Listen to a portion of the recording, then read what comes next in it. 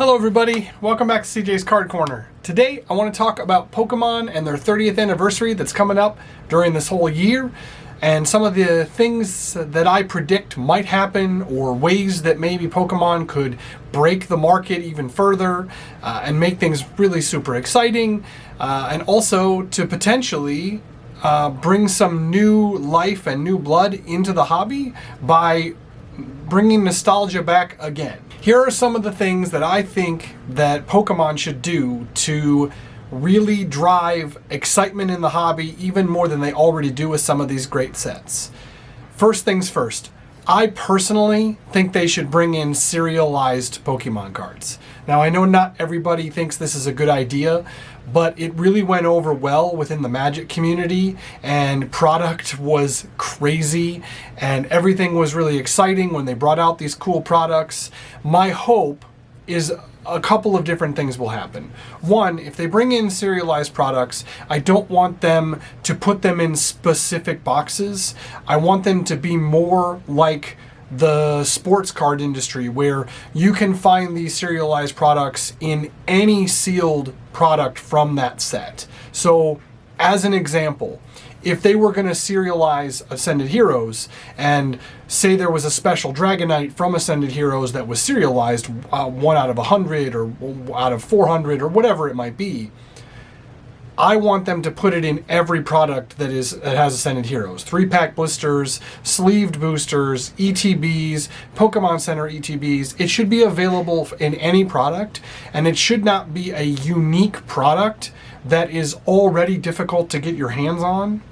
I think that it should be spread out amongst all of the product for that specific set, so that any single pack you could pull a serialized card. Meaning, if I go to Target and I buy a sleeved booster pack, I could in essence find a serialized booster, just like someone who buys an ultra premium collection, or someone who buys an ETB or a booster box. It should be available in every part of the hobby and not just a special box like Magic does. And my hope is that they'll bring even more excitement for searching for that 1 of 1, or that out of 5 or out of 10 or whatever, however they want to do it. But I think the best way is just to choose a number that works for Pokemon, or say it's of the set, meaning it's a special card, not the high-end card in the set, but like a unique card that takes the number of cards in the set. Say there's 206 cards in the set, the top serialized hit in that set is out of 200. So you can pull 200 versions of this serialized card, and you can knock it down from 200 to 150 to 100, kind of like what sports cards does, where they have a certain number at every color, and you can do something similar. And I don't really care how they do it. I just think serialized cards will provide a really unique experience for every person in the hobby.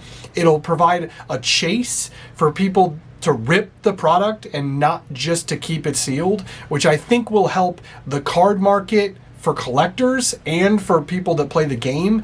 And I think that will be a huge boom for Pokemon, and again continue to allow them to print more product and really push more ripping for more people. Secondly, this one's my favorite, and it's a little biased and something that I personally really love. I want them to bring back the reverse holos from the Legendary Collection.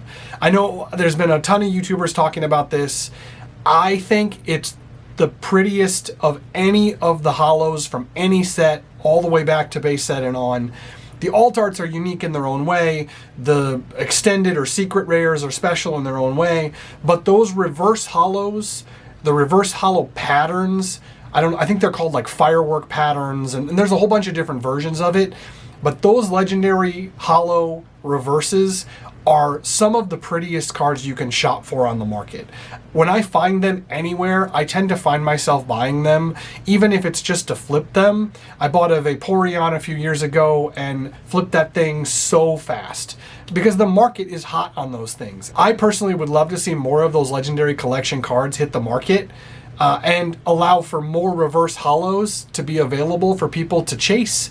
And I think it would bring some nostalgia back from the Legendary Collection back into the hobby. Thirdly, I would like to see some non-standard 30th anniversary stamped base set, fossil, or jungle cards. Now I know Celebrations and Generations did the Charizard, Venusaur, and Blastoise, right? But I'd like to see some non-standard reprints with the 30th anniversary stamp. I think like Kabutops would be really cool. Even Dragonite would be really cool, especially with how exciting Ascended Heroes has been with that Dragonite. I would like to see some unique Pokemon get reprinted with that 30th anniversary stamp from base set, jungle, and fossil. I think that would be so fun to bring nostalgia back into the hobby again, but for cards that aren't as popular as Charizard or Blastoise or Venusaur. It would be really cool to see some reprints of cards that are popular Pokemon but aren't as popular as the ones they always reprint, those three standard big three, because I think we're all burnt out, and maybe I'm the only one, but we're so burnt out from the big three being reprinted all the time. I want a Mewtwo reprint. And not just like from Evolutions, but I want a Mewtwo reprint to actually happen in that reverse holo like we talked about before. Or with that 30th anniversary stamp. It doesn't even have to be a holo. It can be a base card. I don't care, but I'd like to see that reprinted again. And there are so many things I'd like to see reprinted, and I think that the 30th anniversary gives them a really great opportunity to do that. The really super crazy one that I think that they could do but would really create an uproar in the community is if they did alt art reprints with the 30th anniversary stamp, kind of like they did with Celebrations, but they do more recent modern reprints. They could do something like Evolving Skies Moonbryon reprint, which I know, absolutely crazy, right? But hear me out here. The market is already insane on those cards. Yes, it might drop the price of the Moonbryon a little bit because a reprint always tends to drop the price of a card like that, especially if it's got the texture and it's literally the same card, but with a 30th anniversary stamp on it. I know it's controversial, believe me. I know, and that's coming from someone who doesn't have one, so maybe I'm a little behind the eight ball on this. But a reprint of some of these alt arts would give people that chase these cards an opportunity to get them at a significantly discounted price, because some of these cards just aren't affordable for the average collector. They would be able to buy this Moonbryon 30th anniversary when it comes out at in theory, a cheaper price, and they could, in essence, put it in their Evolving Skies binder to complete their master set. Some people might be able to do that. Now, I'm not saying that those also won't be extremely expensive, because I think anything Pokemon prints right now is going to be extremely expensive, but I would absolutely love to see some more unique reprint cards put back into the system. Magic does this all the time, where they reprint a card with new art, or they reprint a card from a previous set where it's got a unique modifier, or it's got a stamp or a foil or something that indicates it's from a different set. They even had a whole set not that long ago called The Last Reprint, where it was a whole bunch of reprinted cards. Then they did stuff that's, it was crazy at the time. People hated it. But now it's great because we have these reprints that people can find these cards that they want for their commander decks, and the cards aren't as expensive as they were before. The reprinting is complicated, and it is affecting so many people in the system. So it affects the collectors, it affects the investors, it sends ripples everywhere. So I understand what I'm saying here, but I think that there are so many lasting effects of something like this, where if you reprint a card as popular as the Moonbryon, or the Fusion Strike Gengar, or the Brilliant Stars Charizard, you are going to affect the card market. But long term, people are still going to want the original. Celebrations is a prime example of that. People like the Charizard from Celebrations. I'm not one of those people, but there are a lot of people that do. And that's because it's hundreds of dollars cheaper than the base set version, but it looks the same except for the stamp in the corner. And I think that that's a good thing. I don't think that's a bad thing. So that's just my thought on that specific item. And lastly, I like the idea of a crazy set. I know I'm taking this a little bit from Magic, a little bit. They have a set called Unglued that came out in 1998. This is one of the most fun sets that Magic ever released, in my opinion. I'm going to throw up some of the cards up here so you can kind of see a few of them.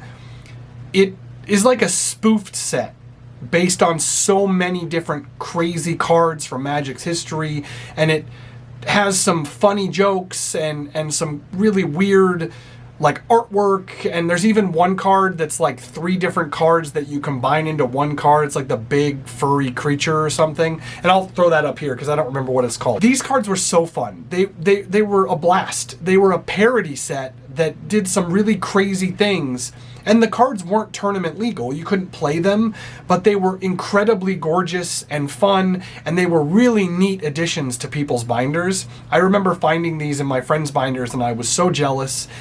And it was really fun. And I would love to see them release it in a full set format, like a collector's edition that's in one box.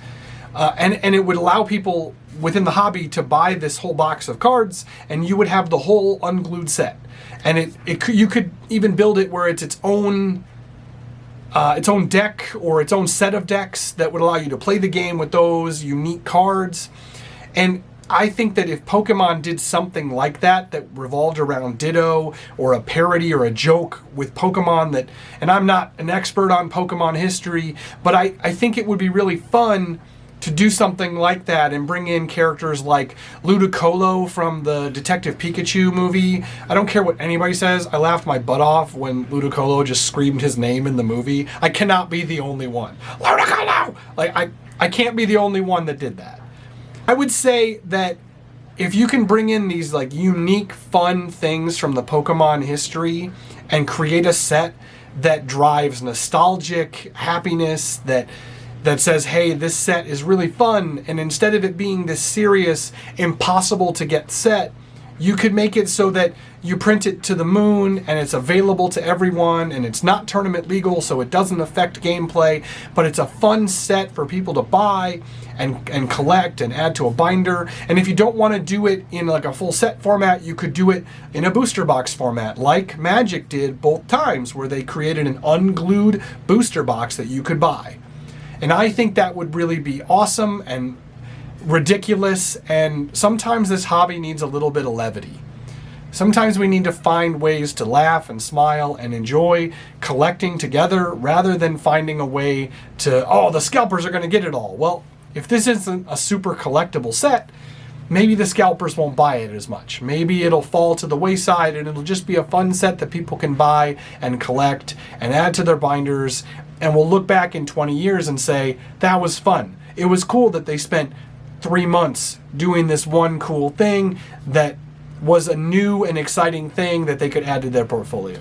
Those are my things that I think that Pokemon could do to really spice up the 30th anniversary. It probably doesn't need spicing up. It's going to be awesome. Like anything, we've already seen some of the cards pop out, and the artwork in some of those things are really pretty, and I think that the 30th anniversary is an opportunity for Pokemon to really take off and do some really cool things.